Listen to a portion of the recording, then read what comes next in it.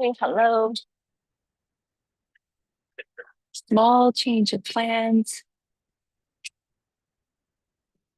I hope you guys will be able to hear me okay. Today's reading is going to be probably a little shorter, so I'm just going to squeeze it in. And then I am on a trip with my husband.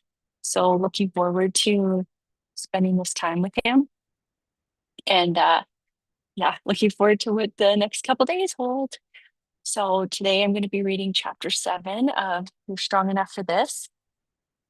Okay. And this chapter is titled When It's All Too Much: Burnout, Identity Loss, and the Hidden Cost of Holding It All Together. Okay, I'm just going to dive right in. This chapter isn't very long. So if you are going through the replays and you're on this one at the time, please, like, as things come up, as I'm reading this with you, um, add to the comments. Tell me what you're thinking, what comes up for you. As you're doing the reflections, is there any wisdom that you have to share with people based on your experiences? Because we all have stories, we all have experiences, we all have lessons that we've learned, and why not share those with others, right? Okay. There's a lot of noise happening in the background. I hope you guys can hear me okay. Just in the lounge, and there was nobody making any noise about 5 seconds ago. All right. When the weight is too much to carry quietly, even after you've named the grief, acknowledged what was lost, and begun to rebuild, there's another layer that many of us miss: the cost of carrying it in silence, the emotional exhaustion, the numbness, the slow erosion of joy. Sometimes what we're experiencing isn't just sadness or stress, it's burnout that goes all the way to your soul. Burnout doesn't always come from work, it can come from being strong for too long, from holding everyone else up while quietly falling apart, from minimizing your pain so others don't feel uncomfortable. It's the accumulation of unspoken grief, invisible pressure, and constant self sacrifice. Some losses happen in a moment, sudden, brutal, and irreversible. Others unfold slowly, creeping up until one day you wake up and realize you are no longer the same person you once were. Either way, these moments change you. They carve out parts of who you were, leaving you standing in the wreckage of your old self, wondering if you'll ever feel whole again. I've lived through 3 defining losses that forced me to grieve the version of myself that no longer existed. One, when I believed my body had betrayed me through illness, symptoms I was forced to let go. When I believed my body had betrayed me through illness symptoms, I was forced to let go of the healthy as an ox identity I had carried before. Number 2, when I experienced abuse, leaving me to grieve my sense of safety, trust, and self worth. 3, when my baby was sick for 4 years and we couldn't figure out the cause, I felt helpless, like I was failing as a mother. I was completely shattered, trying to stay strong for her while silently falling apart inside. Each of these moments split my life into before and after.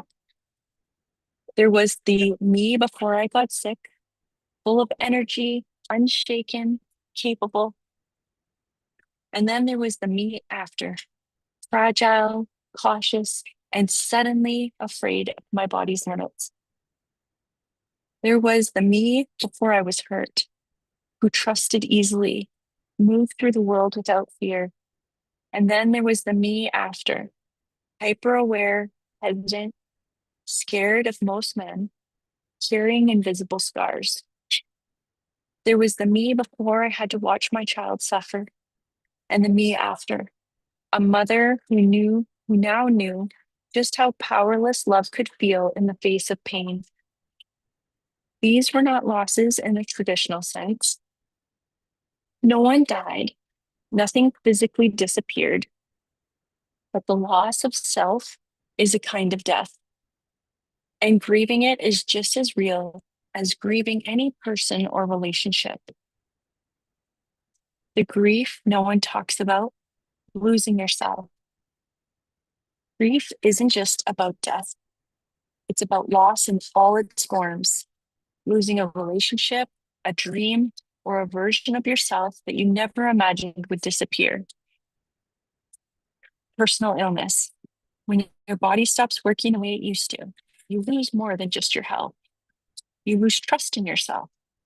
You lose the ease of taking life for granted. You start questioning how much control you really have, and the realization is terrifying. Experiencing abuse. When someone violates your body, and I would say on here, not just violates your body, your mind, your sense of safety. Abuse comes in many formats. I'm just using this as my example. Your trust and your safety. You don't just lose the moment it happens. You lose a part of yourself, the part that believes you are untouchable, the part that believed the world was mostly good. The person you were before the trauma will never return, and grieving that loss is as painful as grieving a loved one. Having a sick child. This is a loss that people don't understand unless they've lived it. Watching your child suffer, knowing you would trade places with them in a second, but can't, is a level of helplessness that words fail to capture. You grieve the normal childhood they deserve, the version of motherhood or fatherhood you once envisioned. You grieve every sleepless night spent waiting for answers that take forever to come. In each of these situations, grief doesn't just take, it replaces. It replaces certainty with doubt. It replaces innocence with awareness. It replaces the old version of you with someone you never asked to become. How to navigate identity shifts after grief or trauma. When people talk about grief, they often focus on the pain of losing something external. But what about when the loss is internal? What about when the person you're mourning is yourself? This kind of grief is deeply disorienting because it feels like you should still know who you are, but you don't. And it's not just a personal experience, it's shaped by the expectations of those around you, too. I had already begun to understand the weight of unspoken grief when I finally acknowledged how deeply I had been affected by my assault. I referenced it back in chapter 6, but the truth is, the emotional toll didn't end with the event itself. What lingered, what wore me down over time, was the silence, the suppression, and the expectation to carry on as if nothing had changed. That's when, that's what begins to fracture from the inside. That's where burnout grows. But here's what no one else tells you. You don't just go back to who you were. You're standing in the ruins of your old life, trying to piece together who you are now. You will never be the old you again, and that's okay. The hardest part of self-loss is accepting that there is no going back. You can't reclaim the person you were before the illness, before the trauma, before the heartbreak. But here's the thing, you're not supposed to. You were meant to evolve. You were meant to become someone who carries the lessons of survival, someone who has seen darkness and still chooses the light. This is the wisdom that is unique to you and your experience, and it shapes your voice in a powerful way. You have to grieve the person you were. There was a time when I thought I could just move on, start fresh, never look back. But healing doesn't work like that. You can't skip the funeral for your old self. You have to let yourself feel the loss. Talk about it, write letters to the old you, honor the pieces of that version of yourself that made you who you are today. You have to learn to trust yourself again.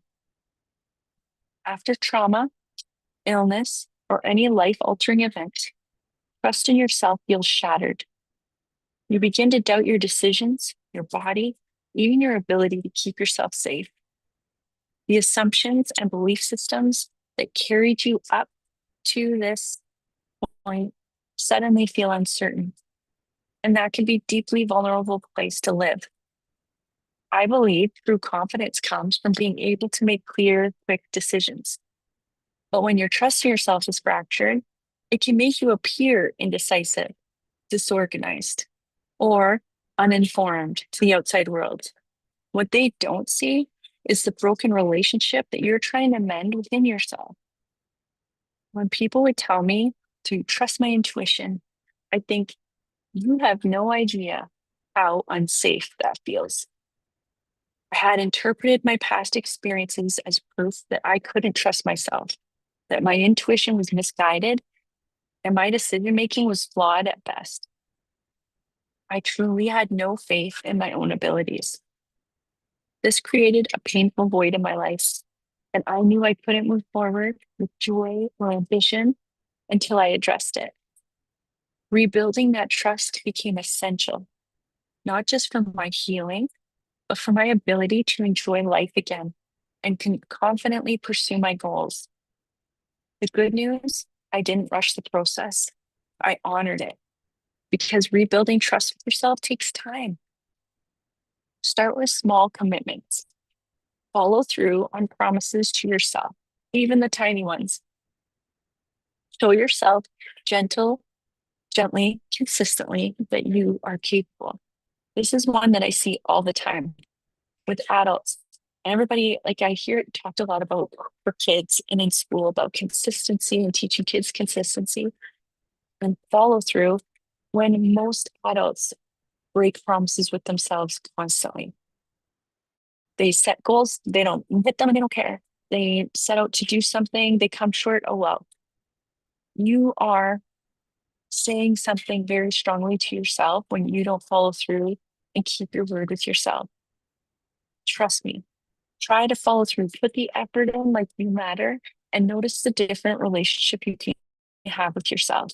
When you start to trust yourself, when you start to have that belief that when I say I'm going to do something, I do it, watch your confidence grow.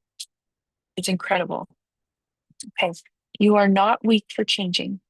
Some people will try to remind you of who you used to be. Some will tell you they miss the old you, but growth is not a betrayal of who you were. Often it simply reflects that others aren't always comfortable with change. So they project that discomfort onto you, even though it has nothing to do with you. The goal isn't to go back. The goal is to move forward without losing parts of yourself that matter most. Final thoughts. Learning to hold joy and loss at the same time. Grief, loss, and change will shape you. They will test you. They will demand a version of you that you never anticipated becoming. They can also make you stronger and more aware of how capable you really are. They can even lessen your fear about taking chances going forward because you've already proven that you can survive the unimaginable. But through it all, you're still here, and that matters. It means you are strong enough to exist in the space between who you were and who you're becoming. It means you are capable of holding both grief and joy at the same time. It means even after everything, you still have a life worth living. You don't have to have it all figured out. You don't have to be okay today, but you do have permission to keep going at your own pace in your own way. And I promise you this, joy will find you again. These are the reflection prompts for chapter 7. As you know, at the end of every chapter, I give you a couple reflection prompts. Not something that you need to answer on the spot. Sometimes that's kind of insightful. If something comes to you right away, it might mean something. But I suggest that you take some time to be quiet with yourself and let yourself be heard. No disruptions, just peace and quiet. See what comes up when you ask yourself these questions.